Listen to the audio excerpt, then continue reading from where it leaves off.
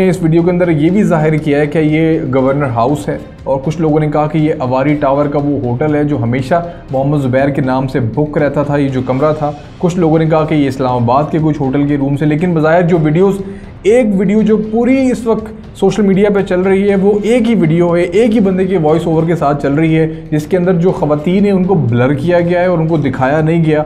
उनको क्यों नहीं दिखाया गया इस वीडियो के अंदर, ये भी एक बहुत अहम पहलू है, क्योंकि हो सकता है कि उन लड़कियों के पास जाके या उन लड़कियों से आप इन्वेस्टिगेशन करके ये बात निकलवा सकते हो कि इस तमाम मकासद के पीछे कौन मौजूद था।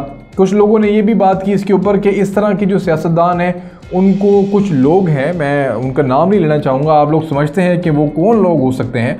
कहते हैं कि वो अवारी टावर्स के अंदर और मुख्तलिफ होटल्स के अंदर ऐसे बड़े बड़े सियासतदान को ले जाकर उनको नशावर चीज़ें खिलाकर और उनको फिर इस तरह के काम उनसे लेकर उनकी वीडियोस खुफिया बनाई जाती हैं। कुछ टिशू बॉक्स के अंदर कैमरे फिक्स होते हैं, कुछ एयर कंडीशंस के अंदर कैमरे फिक्स होते हैं, कुछ कर्टन्स के अंदर कैमरे फिक्स होते हैं, कुछ कुशन्स के अंदर, कुछ सोफ़ा के अंदर कैमरे फिक्स होते हैं। ऐसे उनको दावत दी जाती है उस गुनाह के लिए और उनको कुछ नशावर चीज़ खिलाकर उनकी वीडियोज़ बनाई जाती हैं। और यहाँ तक हमें कुछ लोगों से ये भी इंफॉर्मेशन मिली कि तकरीबन 70% इस वक्त सियासतदान जो पॉलिटिशियंस हैं पाकिस्तान के, वो उनकी वीडियोज़ भी इस वक्त मौजूद हैं और वो कभी भी किसी वक्त भी किसी शख्स को भी इस्तेमाल करने के लिए वो वीडियोस।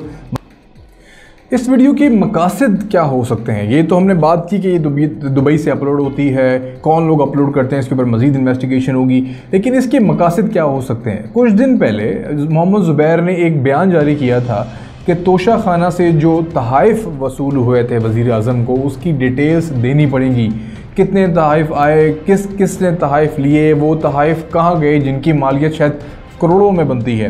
तो उसके बाद ही फ़ौरन मोहम्मद ज़ुबैर का जो वीडियो है वो मंजर आम पर आ जाती है। इससे पहले शहबाज शरीफ जो है वो कराची तशरीफ़ लाए थे और वहाँ पर उनका मोबाइल फ़ोन जो है वो चोरी हो गया था एयरपोर्ट के ऊपर। क्या वो मोबाइल फ़ोन से वीडियोज़ निकली हैं, लेकिन वो वीडियोज़ मोबाइल फ़ोन की लगती नहीं हैं, वो वीडियोज़ ज़रूर किसी खुफिया कैमरे की लग रही हैं। और लेकिन फिर मैं वही बात कहूँगा कि इस वीडियोस का फोरेंसिक होना बाकी है, जिसमें ये साबित होगा क्या फेस स्वैप किया गया। टेक्नोलॉजी शायद बहुत आगे निकल चुकी है, लेकिन कुछ लोग, अगर मैं भी इस वीडियो को देखूं शायद मुझे भी एक वक्त के लिए लगे कि ये वीडियो बिल्कुल ओरिजिनल है, इसमें किसी किस्म की कोई छेड़छाड़ या ये फेक तो नहीं लग रही। लेकिन टेक्नोलॉजी बहुत आगे एडवांस हो चुकी है। आप अगर हॉलीवुड बॉलीवुड के अंदर अगर आप टेक्नोलॉजी का इस्तेमाल देखें, जिस तरह उनकी मूवीज़ बनती हैं, जिस तरह फेस स्वैप ऐप्स जो हैं वो एक मोबाइल फ़ोन के अंदर फेस स्वैप जो है वो ऐप्स आनी शुरू हो गई हैं। एंड्रॉयड एप्लीकेशन से बहुत कुछ हो सकता है। तो फिर जो बहुत प्रोफेशनल लोग होंगे वो क्या कर सकते हैं,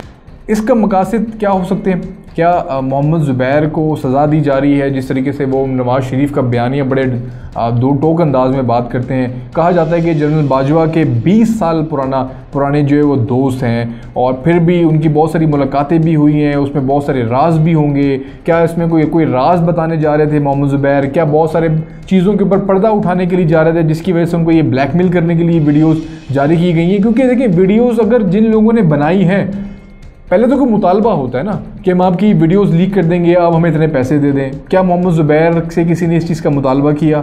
आप ये गुफ्तगू ना करें, आप टीवी पे आकर एजेंसीज़ के ख़िलाफ़ बात ना करें, आप जो इस्टेब्लिशमेंट के ख़िलाफ़ बात ना करें, आप मरीम नवाज़ का साथ ना दें, आप नवाज़ शरीफ का साथ मत दें, आपकी वीडियोज़ लीक कर देंगे, ये आपकी वीडियोज़ हैं। क्या मोहम्मद ज़ुबैर को ऐसा कोई पैगाम मिला और वो बता रहा हो कि आप अगर ये काम नहीं करेंगे, अगर आप ये काम करना बंद नहीं करेंगे तो हम कुछ वीडियोज़ हैं आपकी नाज़ेबा जो हम मार्केट में जो है वो वायरल कर देंगे सोशल मीडिया पे। तो मोहम्मद ज़ुबैर से ये बात कंफर्म की जा सकती है कि आपको इस तरह का कोई थ्रेट मैसेज मिला है। इस तरह मैंने आपको पहले भी बताया कि ट्विटर के ऊपर किसी किस्म की कोई गम गुस्सा या कोई इस्लामिक पॉइंट ऑफ व्यू से इसके ऊपर बात नहीं कर रहा। लोग सिर्फ इसको तफरीह के तौर पे देख रहे हैं और एक कंटेंट देख रहे हैं कि जिसके ऊपर हम मीम बना सकें। वो बहुत बड़े बड़े जर्नलिस्ट इस तरह की बातें कर रहे हैं कि ज़ुबैर उमर की एज देखें और इनका आप स्टेमिना चेक करें, आप इनकी ताकत चेक करें, मतलब इस तरह की बातें हो रही हैं। हालांकि अगर एक हुक्मरान की नीयत से अगर कोई गुफ्तगू की जाए इन चीज़ों के ऊपर तो वो ज़रा डिफरेंट अंदाज में होनी चाहिए कि आपका हुक्मरान, आपका जो सरबरा है मुल्क का या आपका जो वज़ीर है वो उसको बड़ा ऐसा नेक होना चाहिए या इस तरह के कामों में मुलव्वस नहीं होना चाहिए। सबसे अहम टॉपिक है मेरी इस वीडियो का ये कि अगर ये वीडियोस फेक हैं तो ये पता कैसे लगेगा कि ये वीडियोस फेक हैं। اس کے لیے ہمیں دیکھنا پڑے گا کہ فورینزک لیبارٹری میں ویڈیوز کس طریقے سے چیک ہوتی ہیں۔ میں نے اپنے لیپ ٹاپ میں ایک سافٹ ویئر ڈاؤن لوڈ کیا ہے جس کا نام ہے رن ویڈیو کلینر کے نام سے، اور یہ بہت ساری انویسٹیگیشن جو ایجنسیز ہیں وہ یہ سافٹ ویئر استعمال کرتی تھیں۔ یہ بہت پرانا سافٹ ویئرس ہے، اب یہ پبلکلی جو ہے وہ اویلیبل ہے، آپ بھی جا کے گوگل پہ جا کے رن ویڈیو کلینر کے نام سے آپ سرچ کر سکتے ہیں اور یہ سافٹ ویئر کو ڈاؤن لوڈ کر سکتے ہیں، لیکن اس کو استعمال کرنا بہت مشکل ہے۔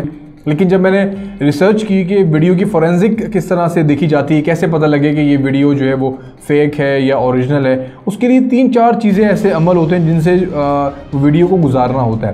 سب سے پہلے جو ہے وہ ویڈیو کا جو فٹ پرنٹ ہے وہ چیک کیا جاتا ہے۔ اگر تو ویڈیو ایڈیٹڈ ہے تو اس کے اندر 2 سے زائد فٹ پرنٹ ملیں گے۔ فٹ پرنٹ یہ ہوتے ہیں کہ ہر موبائل کا ایک سیکرٹ کوڈ ہوتا ہے جو ہر موبائل سے شارٹ ہونے والے، ہر کیمرے سے شارٹ ہونے والے کیمرے سے وہ کوڈز ایسے جنریٹ ہوتے ہیں جس کی وجہ سے ویڈیو کے فٹ پرنٹ چھپے ہوئے ہوتے ہیں اس کے اندر۔ فار ایگزامپل میرے پاس موبائل سیمسنگ کا ہے، آپ کے پاس ہواوے کا موبائل ہے، کسی کے پاس اوپو کا موبائل ہے، تو ہر ویڈیو کا جو کیمرہ ہوگا اس کی جو ریکارڈنگ ہوگی اس